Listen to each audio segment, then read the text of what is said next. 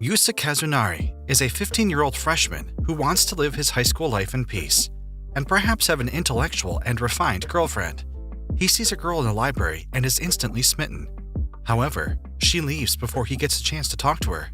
While going to his new dormitory, he sees a suspicious person whom a police officer suspects is a pervert.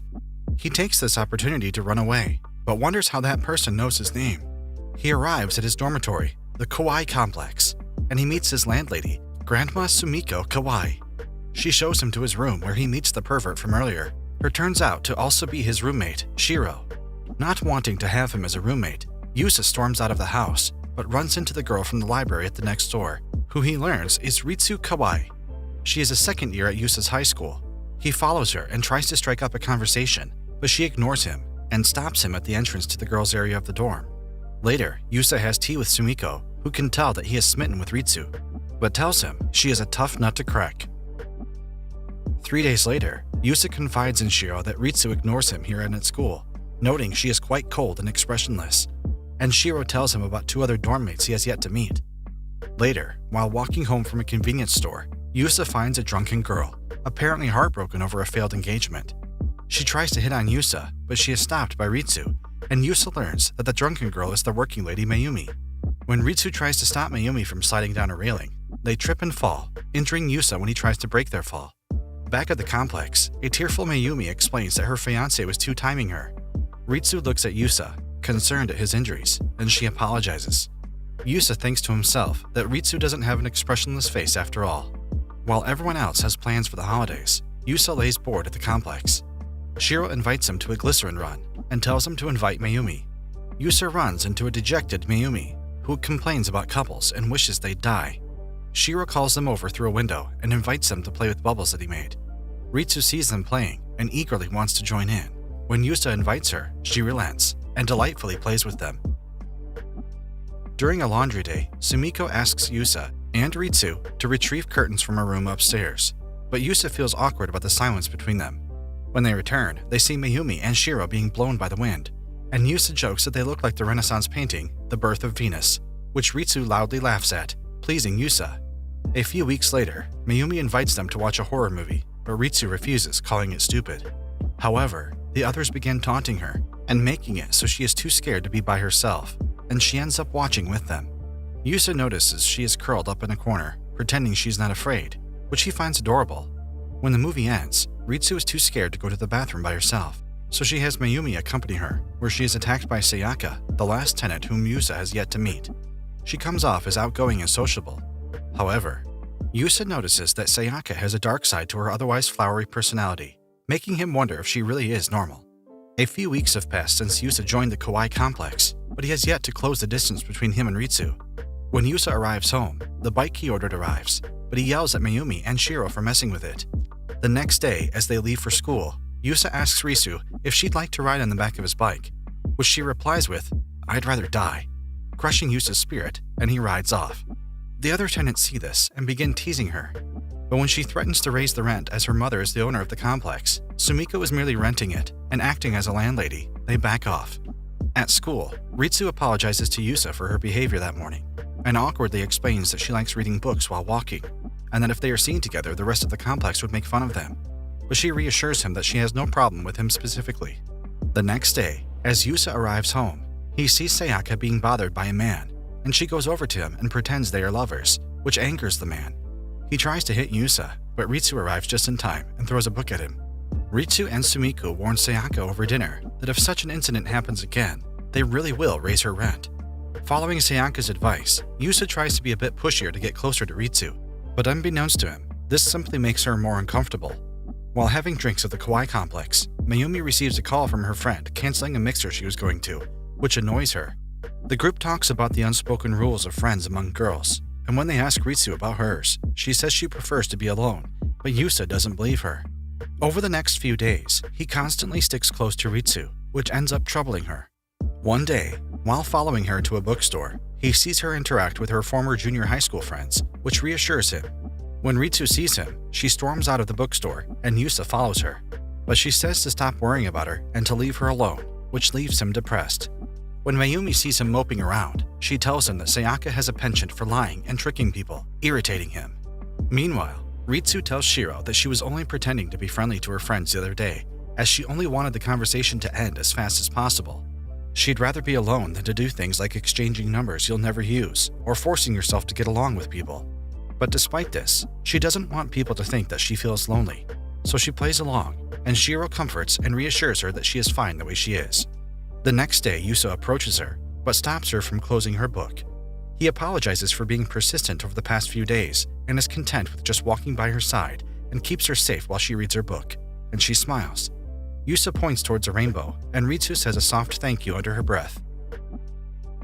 Yusa and Ritsu arrive home to see a drunken Sayaka attacking Mayumi. After Sumiko scolds her, Sayaka explains that she met an ex at a mixer, and when he tried kissing her, she kicked him in his groin, ending the mixer early. The group discusses past exes and pokes fun at Mayumi's bad history with men, and they learn that Ritsu has never had a boyfriend before. Sayaka tries to kiss Ritsu to get a reaction out of Yusa, and he rushes to block her. But Ritsu's lips touch Yusa's arms, embarrassing her, and she runs off. That night, the awkward mood at the table annoys Mayumi and tells Ritsu and Yusa to just make out already, causing them to both spit out their food in embarrassment. The Kawaii complex is alarmed by reports of a molester in the area, so Ritsu is asked to be extra careful, even with Yusa around. Mayumi and Sayaka discuss their past experiences with the stalker, though Ritsu says she's never had the displeasure of experiencing one. The molester is soon arrested, which allows Ritsu to freely go to the library as she wishes. However, while Sumiko and Yusa are outside the gates of the complex, they run into two elementary school girls who report that they saw another molester in the subway, and the Kawaii complex races over to protect Ritsu. However, when the molester tries to flash in front of Ritsu, she is far too engrossed in her book to notice. The Kawaii complex arrives just in time and apprehends him for the police. Back home, Ritsu apologizes to Yusa and says she'll be more careful in the future. The next day, a bored Yusa asks Ritsu for some book recommendations, which she says she will handle later. After Sumiko faints from a slight heat stroke, she instead takes the complex out to a restaurant owned by a friend, where she learns that they are short-handed. When Sumiko and her friend see Yusa effortlessly handle the unique and eccentric tenants of the complex, they both agree he is a good choice, but Yusa refuses to join. The next day, Sumiko and her friend force Yusa to wear the restaurant's uniform. Although he is reluctant to join, after he sees Ritsu expressing her liking for the outfit, he agrees, all according to Sumiko's plan. Yusa meets his coworkers at the cafe, both of whom are eccentric in their own way, which reminds him of his past in dealing with equally eccentric people. Later that afternoon, he gets a text message from his friend, Tagami, inviting him to a mixer where one of his old junior high friends, Hayashi, will be attending. Yusa remembers her as an oddball that says she could see spirits, but when he sees a recent photo of her, he is surprised at how stylish she has become. However, Tagami sends a follow-up text, uninviting him because Hayashi would not come otherwise. The next day, while Yusa is at work, he is surprised when he sees Tagami, Hayashi, and the rest of the mixer arrive. Meanwhile, the rest of the Kawaii complex also decide to visit Yusa at the cafe to kill time, with Sumika dressing up Ritsu in her own traditional garb. The mixer group is rude, so Yusa's coworkers refuse to serve them any further, so he is forced to deal with them. However, they belittle him after Hayashi reveals his past as an oddball himself, and he is battered with insults and heckling. He bears the pain, hoping to just get it over with, but Ritsu, seeing everything that was happening, personally requests him to come downstairs to their table, dazzling the mixer group and making Yusa happy. Mayumi and Sayaka also show off their feminine charms and pretend to be all over Yusa, making the other guys at the mixer jealous.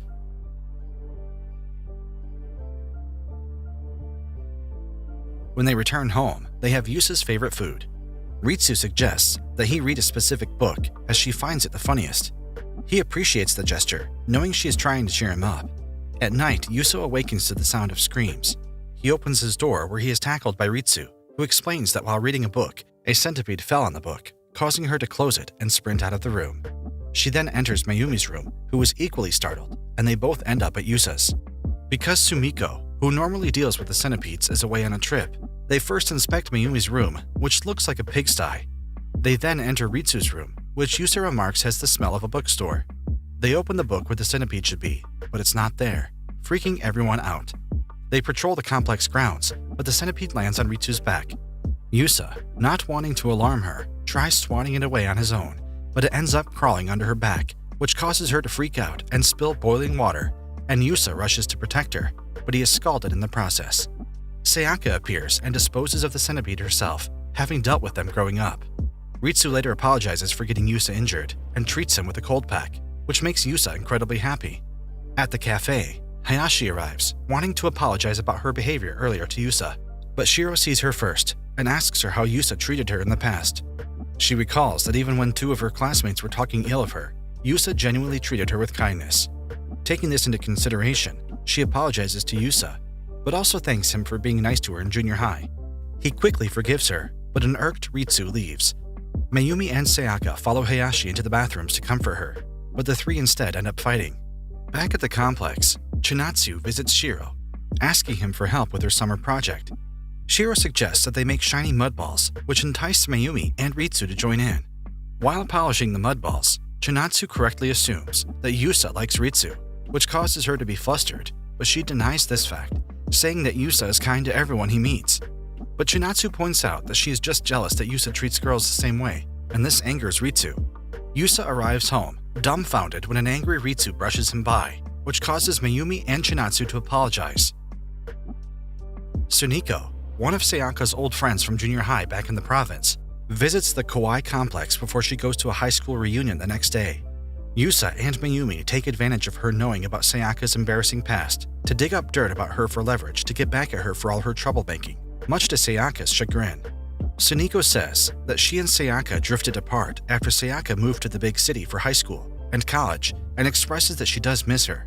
She eventually passes out from too much alcohol, but despite Sayaka saying that female friends are troublesome, she genuinely cares for her. The next day, she dresses up Tsuneko and does her makeup for her reunion and promises to call her the next time she comes home. Yusa is admiring Ritsu from afar when she is approached by a classmate, Maimura, who shares her love for books, which makes him happy for her. Although they get along at first, Ritsu eventually tires from the constant pressure of having to reply and interact with her throughout school and at home, which cuts down on her reading time. This destructive cycle worries Yusa, and one day, Ritsu is invited by her friend to meet up with other book lovers at the library. But when Ritsu arrives at the meetup point, they instead go to a karaoke bar. Sayaka, who saw the whole thing, reports this back at the complex, a fact which worries Yusa. Ritsu is uncomfortable at the mixer, but one of the boys, Mitsui, begins striking up a conversation with her regarding authors they have a mutual like for. But when Mitsui begins insulting people with simplistic taste in books, Ritsu angrily leaves. Yusa texts her using Mayumi's phone, asking if she is okay. She replies she isn't, but she will be home soon. Ritsu complains how tired she is with Maimura's friendship, and Yusa suggests she speak her mind to Maimura. The next day, Ritsu confronts Maimura regarding yesterday's events and no longer wishes to go to such outings. When Ritsu learns that her picture was sent by Maimura to other people, she angrily snaps at her, saying she has no right to do that, but Ritsu quickly apologizes for her behavior. While exiting the building, Yusa and Ritsu overhear Maimura and her new friends talking about how she didn't click with Ritsu. The pair walk home with a heavy atmosphere, and Yusa apologizes for the inappropriate advice he gave her. That night, Ritsu begins complaining about how complicated friendships are and how she thought that the mixer she attended was a pain. Suddenly, she starts having slurred speech, as she was drinking the yumishu the entire time. She then turns her attention to Yusa, who says he is far too nice and considerate, especially to Hayashi, who has done so much ill will to him, and she says he should be angrier. Ritsu eventually calms down, but she wants dessert. Yusa offers to get some snacks from his room, but Ritsu wants to follow him, exciting him momentarily. But Sayaka and Mayumi tag along. Ritsu wakes up the next morning with blurry memories of the previous night. She sees Yusa's notebook, where he takes notes on the book that she lent him. Mayumi wakes up, which causes Yusa, who is waiting outside the room, to go in, but Ritsu hurriedly leaves. Yusa chases after her, worried that she thinks he is silly for keeping notes, but when he sees her, she is smiling. She asks him to show her his notes again when he finishes the book, and he happily agrees. Yusa asks for her cell phone number, under the pretext of being able to respond to another incident like the karaoke bar again. She gives him her number, but she leaves, embarrassed, and Yusa rejoices at finally having her number. He feels that after all this time, he is slowly closing the distance between them. Mayumi, irritated that they are flirting so early in the morning, smacks him.